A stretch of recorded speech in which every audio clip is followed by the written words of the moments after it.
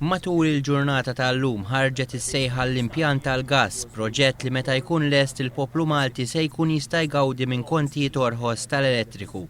F'konferenza tal-aħbarijiet il-Ministru Konrad Mizzi qal li din is-sejħa se tibqa' miftuħa għal xahar sħiħ biex imbagħad l-għażla ssir għall-aħħar ta' Settembru. L-ewwel fażi ta' dan il-proċess kompetittiv se tkun miftuħa għal kull entità li hija interessata u li għandha l-kapaċitajiet tekniċi u finanzjarji.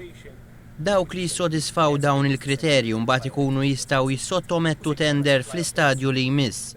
Il-Ministru qal li l-proċess kellu jintemm f'Settembru meta jingħata l-kuntratt lil bider magħżul. L-Ene Malta se tkun ukoll qed tirriklama dan il-proċess fil-Ġurnal Uffiċjali tal-Unjoni Ewropea. Il-Ministru qal li fl-10 ta' Mejju jibdew jinfetħu l-proposti fil-waqt li fl-10 ta' Ġunju jiġu avviċinati dawk shortlisted. Mizzi spjega li b'dan il-proġett imwettaq se tkun qed tingħalaq il-Power Station tal-Marsa u titneħħa ċ-ċumnija ta' Dellimara biex bekk ikollna arja aktar nadifa. Ġi spjegat kif dan il-proġett il-pajjiż se jkollu enerġija mħalta kemm il-Power Station kif ukoll permezz tal-Interconnector.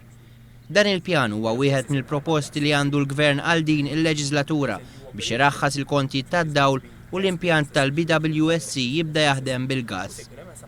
Gvern ġdid ser jaħdem biex iżid il-ġenerazzjoni tal-enerġija minn sorsi notfa u tissaħħaħ il-kompetittività ekonomika.